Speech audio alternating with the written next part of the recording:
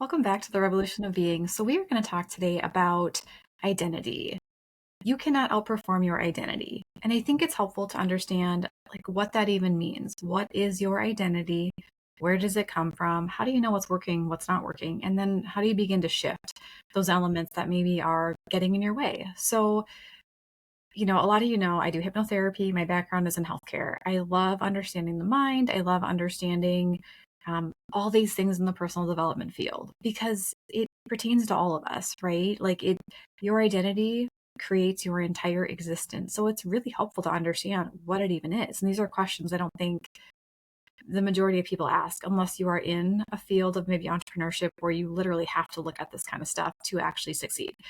So our identity is basically the culmination of everything that created us, right? So oftentimes it starts when we're very little, meaning our subconscious mind. So up until about the age 8, our subconscious mind, which is our habits, our beliefs, our behaviors, all of that, we're like a little sponge. We're just absorbing everything in the world around us. We're learning about how you should be as a woman, perhaps, or if you're a young man, how a boy acts. You're learning maybe your religious affiliations, politics that your parents believe in or don't believe in, how, if you're a good girl or not a good girl, if you should talk more or be more quiet, all these different things about how we are. We learn at a very, very young age. And so that becomes our identity. And that also, you and I have talked about too, like our own growth experiences. For me, growing up in a family where we did not have money, a big part of my identity was lacking in self worth. I didn't believe I was worthy of having a good income. I didn't believe I was worthy of living in a nice home or that I could even attain those things. I never saw it happen. So I didn't think it was possible. I saw people around me having those things, but that wasn't my identity. I didn't identify as someone who could have those things. And so I would just encourage you, if you're listening, just pause this for a second and reflect on your own identity. Oh, what are some of the things about you that are important? Again, it could be your spiritual beliefs. It could be how hard or easy you think it is to get a job, to stay in a job, to have a successful relationship, to have high quality friends. All of these are things that we have as a subconscious identity. And so, I'm going to kind of talk about the personal side. Jess is going to tackle if you're an entrepreneur, because this is very, very important. You and I have had to do such deep work since stepping into becoming business owners. We don't have to think about this. When I was in a 9 to 5, I just rolled up, did my thing. My identity was a hospice nurse, and that's about as deep as that went. And now it's, all these insecurities come up because they were a part of my identity, and I had to challenge every single way of being for a very long time. So in terms of, so identity really, again, comes from most often how we grow up.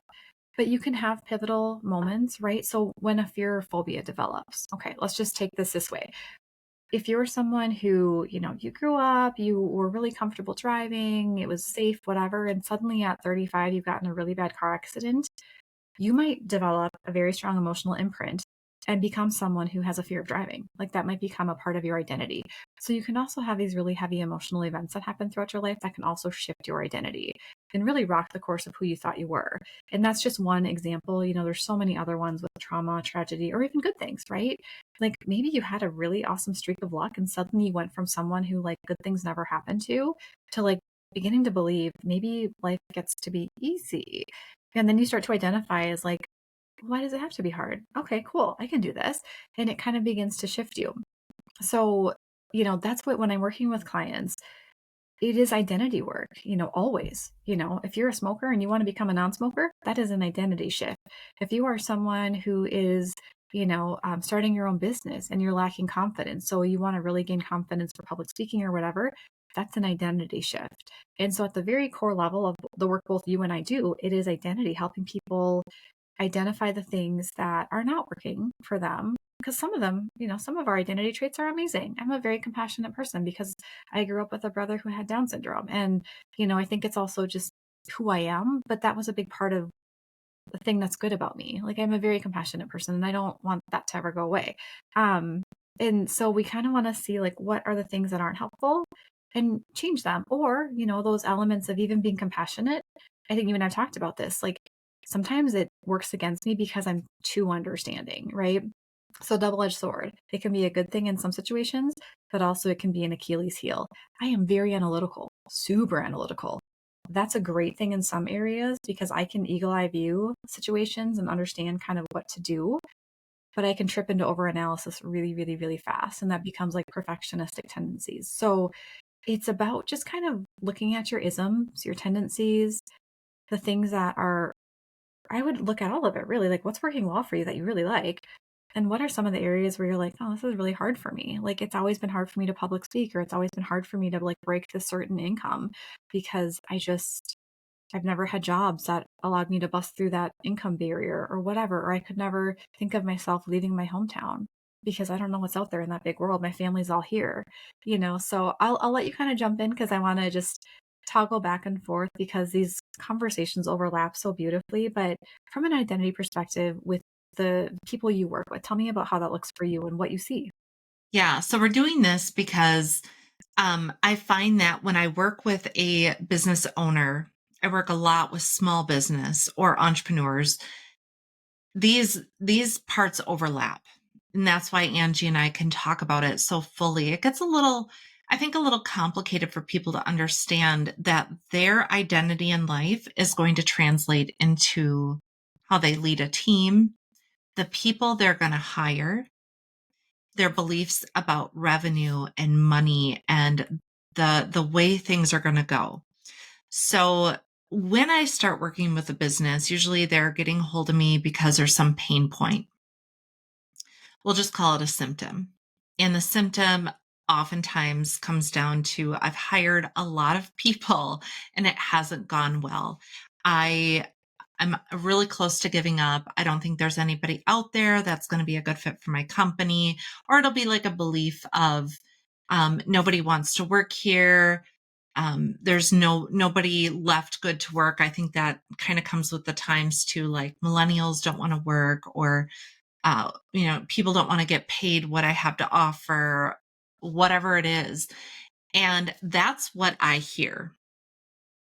But what's really happening is an identity issue. And that we don't start there. We don't often start right there like, well, this is a you thing. No, we have to start talking about how we can do it better. And this helps business owners start to see where their beliefs can be challenged and their identity changes inadvertently. I can never start people, like, you probably can't start working with a smoker and have them be like, okay, so I'm just not going to become a smoker. It's like that in a business. They're not going to suddenly go, okay, so I'm just not going to be paranoid about money or people.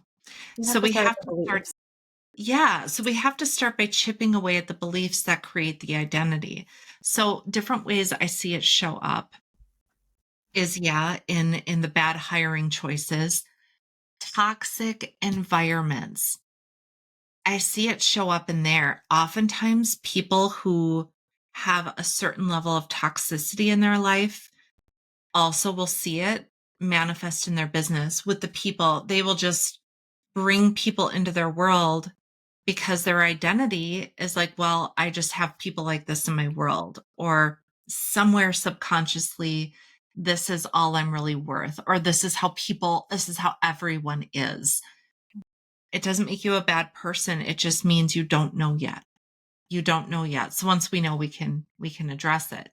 So I'll see toxic environments.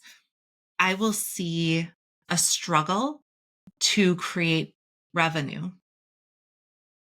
And it's always kind of funny because from the outside, the unattached person looking in, I go, well, there's all these opportunities. And this is one I've experienced. Sometimes it's a fear of being seen.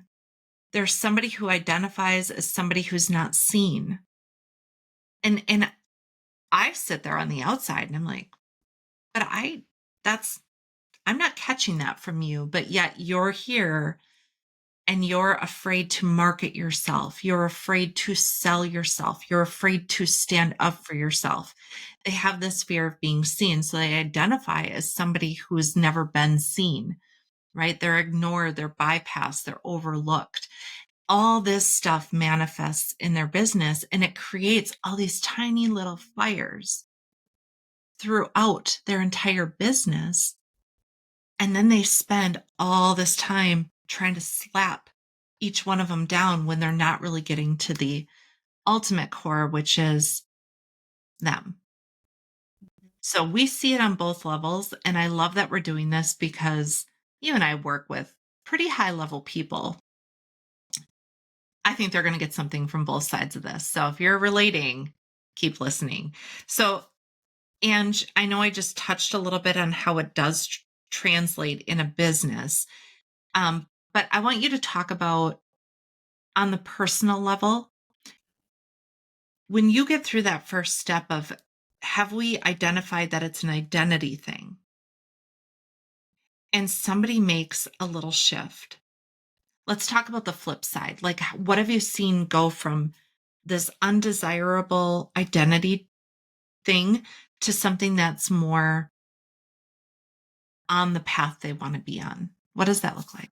Yeah, it's different for everybody, right? And the level at which or pace at which people have their breakthroughs is very personal to them. And sometimes it takes like a repetition of like saying the same thing over and over and over and over, for them to finally like get it and be like, ding, like, oh, that's a theme in my life. Interesting. I'll use an example from somebody I was working with recently who the theme in their life was failed relationships, from parents to romantic. Friendships weren't as bad, but it was those very close personal relationships that continued to fail. And the theme, just in the first conversation, they had said, we were talking about, what within you is bringing this on, right? And people don't want that. People don't want to believe it's them. This person was like, I mean, yeah, you're kind of right. Because everywhere I go, there I am. There these problems are. Like, interesting. What within? And started to, work on the subconscious level of what beliefs exist that were creating those scenarios where you would have these relationships and very similar partners, right? People, partners that were not aligned, partners that we're just not very considerate, so very similar, which you'd also see, right? Like, and this is an example because it's very pertinent, but women who are abused. Why, when they break up with one partner, do they continue to seek out abusers? It is not conscious. Women, nobody is like, this is fun, let's do this. It is safe, though, to the subconscious brain. It is safe to the ego because you've experienced it before and you've survived it. It sounds so irrational, but that's how the brain works. It goes based on familiarity. So if you're in a healthy relationship with someone that's amazing, you're going to sabotage the hell out of it until you integrate that it's safe to expand your sense of self to embodying beautiful relationships.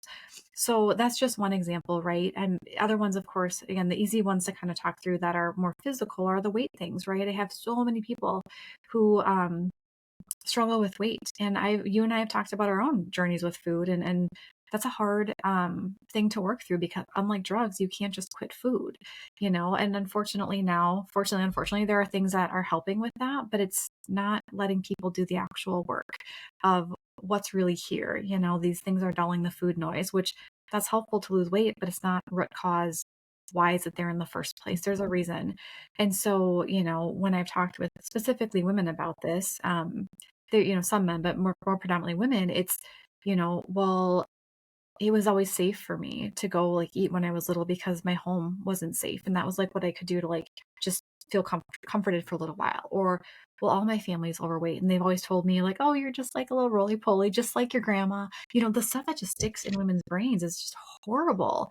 And so those are the things that continue to play out. So you challenge that by losing weight and you haven't addressed the subconscious beliefs, you're going to be right back there in that same boat in a year or less. That's the yo-yo dieting, and that's one of the biggest signs that people have had subconscious things they need to work through is yo-yo. Even smoking, I quit for a little while, then I'm back, or I quit drinking alcohol for a little while, and I'm back. So when you have these yo-yo patterns, you're going right back to your subconscious identity.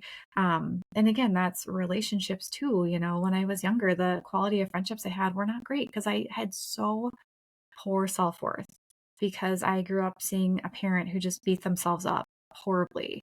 And although they were so loving and kind to me, it doesn't matter. When you see your parent hating on themselves, you assume that's just how we are.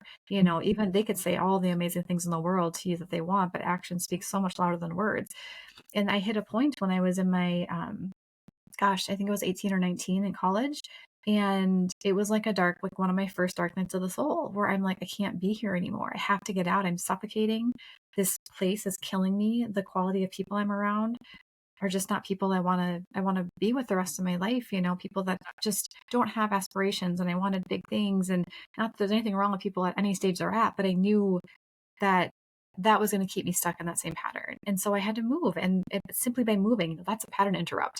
I moved physical environments to a whole different city, a whole different state, and kind of recreated my identity. And it was uncomfortable, but I did it and still, kind of moved through that. So it can look so many different ways for different people. I think, in the business sense, there are some very specific things, as you alluded to, right? Like there are some very classic things like within business that are these identity related patterns, but in the real world outside of business, it can be so many things, so many things. You could be the cat lady. That's an identity. Like, right. Like you just, I don't know. My family's always had animals for comfort. So I have 15 dogs and 3 cats. Well, that's an identity, that's their comfort, and that's okay if it's working for you, like no shame. So yeah, so I'm kind of, it's such a wide array. If anything more specific comes through that's helpful, I think the audience probably gets an idea. Like there's so many different things that can be our subconscious identity.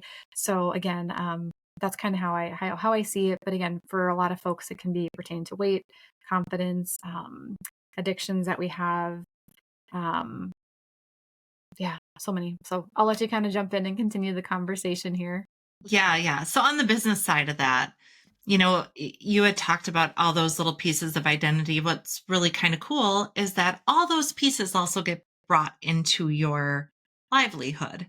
It's everywhere. It's big corporations, it's small business, it's the mom and pop shops. It all gets moved in. So yeah, if you're that cat lady, you might have like an open pet policy in your store, and you might have cats. I've been there. I've been in that store where the cats come to work with you. So your identity will loop you in on a more objective sense. Though when we're a business owner, and we have these deeper identity things, some of which you've talked about, they're just translating into business every single day. And so everybody that you have working for you, this is where things get really complex. You're bringing your identity in and they're bringing theirs in. It's fun. It's like a fun house for sadistic people because it starts to get really complicated. And I enjoy that kind of thing, mostly because I'm not involved in it from a first person standpoint. But what we see happen that's really cool is when I start to work with a business, it's always, I would say the first 3 months are always the hardest. They're always the most challenging for everyone because I have to start to pay attention to who are they really? And I'm trying to help them break down those walls enough so that they can understand their role via their identity and understand other people's roles via their identity. That's what I do. I work with neurological wiring. So I'm literally working with the ego, and I'm able to objectively see the more objective side of a trait. So an example would be business owners tend to have high autonomy. What that means, they like to do things their own way. They're usually more comfortable in conflict. They love a good debate, right? So they can start to create an identity around the objective side that can either look like, well, I'm always received wrong. Everybody's always offended by me. That's one of them that I hear. The other one that is more healthy is I'm very confident in just speaking up for myself. I'm very confident in delegation. So there's 2 ways that somebody can identify. I can see it pretty quickly. And I like that. So when I'm looking at a leader, I can see where their identity is aligned and where it's misaligned. and then how it's impacting the rest. So if they come in and they're like, well, it doesn't matter how I say it. Everything I say is offensive. I'm always offending. Now I'm hurting people's feelings. So I can't do it anymore. I can't delegate anymore. I'm not going to do it anymore because then they quit and it's all me and it's all me and it's all me. And I hear it. And it's like, well, that's not 100% true. And then we talk about why they're hearing it that way. And how do we work with this? How do we shift you back into that more confident space? And what's really neat is that over time, I can see that happen and I see it change. I see people feel more secure in their relationship with leaders, and leaders feel more secure in their role. It takes time, though. It doesn't happen in the first 3 months. For the first 3 months, I hear them going, but, you don't understand. But, this is what they always do. But. And it's like, oh, we got to bring it back to you. It's really about how you're interpreting what's happening based on who you think you are. Really, really interesting stuff. And at the end of the day, what's really neat, and I often say people should just work with both of us in this. I don't know. Someday this is going to happen, Ange, where we are just doing this side by side. If I could take them and take them from an appointment with you and then bring them into a conversation with me, we would see people really transform on a new level, because what I see over 6 months and a year with my clients, yeah, their businesses, they level up, which means they get bigger challenges. It's just they handle them better, but they grow as humans. Mhm. And I think, oh man, I need Angie for each one of my clients, because we get them to a place where they're starting to see that the shifts they're making in their identity within their leadership are bleeding into their marriages. They're bleeding into their parenting. And it's really, really amazing to see. So when we think about how it translates, we can think about the good and the bad. We see people shift, but then there's this third stage. And this one I get really excited about. You call it heal, I believe. It's healing. I call it empowering. Either way, we're taking these, can I see it first? Can I utilize it? Right? So can I see where my identity is? Can I use the strengths within it? But the next step is, can I transform even? For me, I say, can you be empowered? If you're somebody who is a little scared to speak up, can you become somebody who's confident in being able to advocate for themselves? And so from a personal standpoint, when you get that person to the heal level, Angie, what do you see happen? Mhm. What does that look Yeah. like? So, I mean, yeah, when I was doing some website kind of stuff last year, I was like, man, what do I really help people with? Like, how do I get them from point A to point C or whatever? And I'm like, it's really a process of reveal the identity, reveal the patterns, reveal what's coming up, heal it. So begin to like take the roots out of those beliefs and like heal on a subconscious level that that's no longer your identity, and then transform. Mhm. And what it looks like is really, as you said, people feel empowered, like they have a greater level of awareness. And I teach all my clients how to tap into meta awareness. I think it's very valuable, even beyond time working with me, to be able to understand how you show up, why you do what you do. It's something you and I are excellent at. It's like, oh yeah, I'm feeling triggered because when I was 5, this happened. Oh yeah, there it is again. Okay, cool. Now I get to move through it. And I truly believe, and maybe it's just analytical clients that are like you and I, but when I understand why I do something or why I have a tendency towards, I can change it. But when I don't know what's happening or why, I don't understand how to actually move through it. So that fear of being seen or whatever it is, it's like, well, yeah, that relates to when I was 4 and I got embarrassed in my preschool class.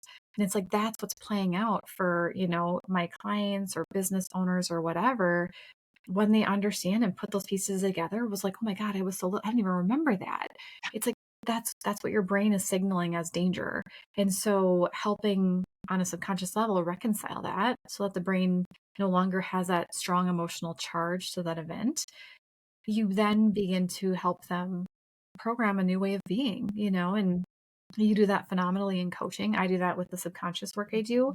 But they feel more empowered. They understand why they show up the way they do. This isn't just traditional talk therapy. This is like deep-rooted stuff.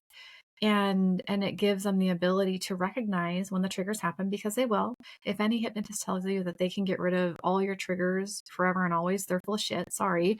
You will still be triggered by the probably some of the things that you've worked on, because there's different aspects of it coming forth. It's like peeling back a layer of an onion. You've got the superficial stuff, but now there's deeper levels of that, or different facets like a diamond. You get to look at a different facet of that problem and process through it. And, the phrase I use with my clients is new level, new devil, so you Mhm.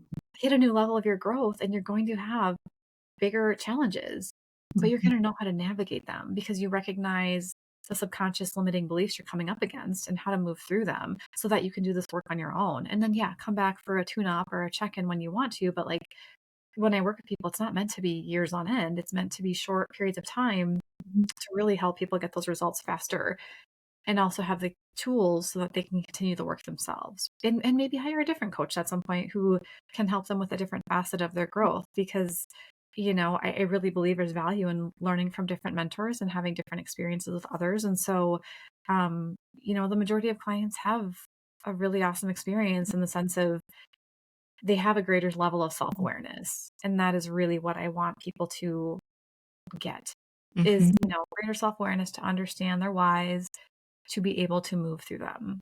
Because Yeah. again, this is a lifelong journey. So it's again different for everybody. The people that have results are the ones that are like, I want this, I want to change.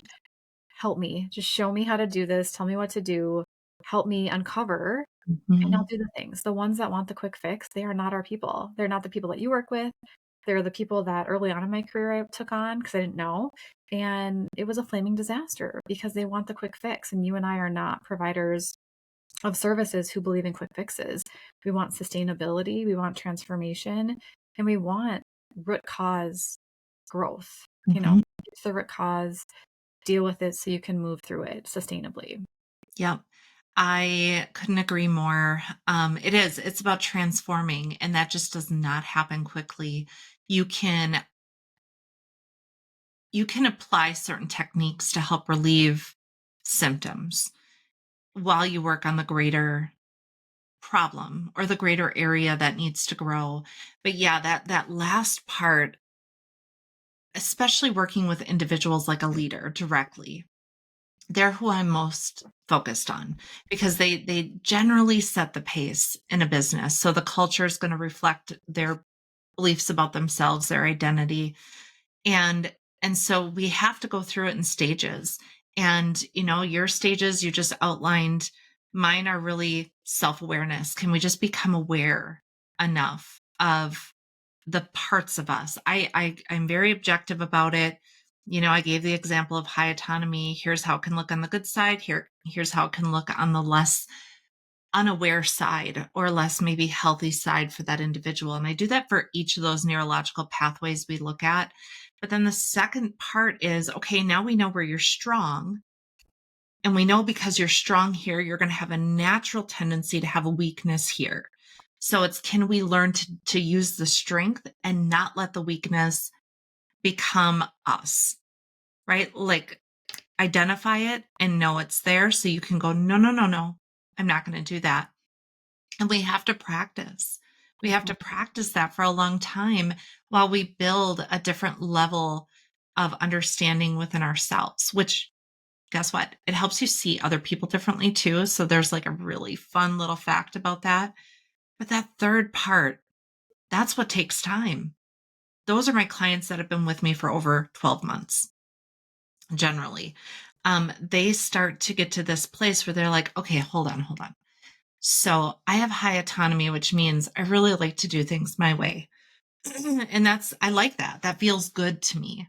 But it's not always the best thing because there's sometimes a lot of knowledge and wisdom in collaboration.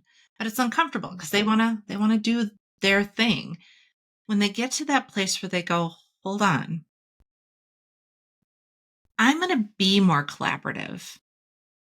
I'm going to step into that space and I'm going to become a collaborator, and they get that level of like, wow, there was something cool that came out of this. Now we have a change of identity that came from empowerment Mhm. versus survival. Yes. And that's Ah, huge. When you oh, talk about reprogramming the mind, when you can pair that transformation with a positive reinforcement, mhm. right? It's just like, oh, it's safe to do this. This worked nicely. I'm going to try it again. It's with any change, and you hit the nail on the head because the brain is programmed through emotion. So when you Mhm, can pair a transformation with something good, it tells the brain it's safe. We can do this again. It's getting easier. Just like working out, right? Like the first time you work out, probably not going to feel that great. And over the course of days, weeks, months, when you start to see your body change or your strength improve or your pace improve on your mile or whatever, you're like, oh, I mhm, kind of like this. And I get a little runner's high and some good endorphins when I do these things. Like, it's kind of nice.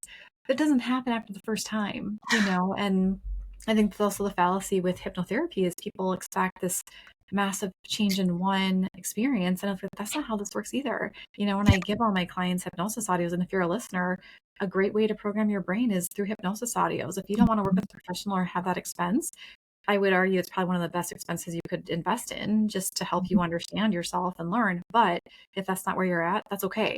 Hypnosis audios are excellent. So you want to prime your brain to anticipate how good things turn out. And the more you're rehearsing that mentally, again, with an audio in hypnosis is like the key. You have to be in that state of trance. Otherwise, it's affirmations and those don't really do a whole lot. So the more your brain is prepared for how good things are, the more when you get there, it's just reality. Like your brain doesn't care if something is real or imagined. So the more you imagine the outcomes you want, how easy it becomes to be the person who is the collaborator, to be the person who eats well or gets up and works out or, has a healthy identity of someone who doesn't smoke, whatever it is, it gets mhm. easier and easier and easier every single day. And that's the power of that repetition. So Yeah, yeah, this is good stuff.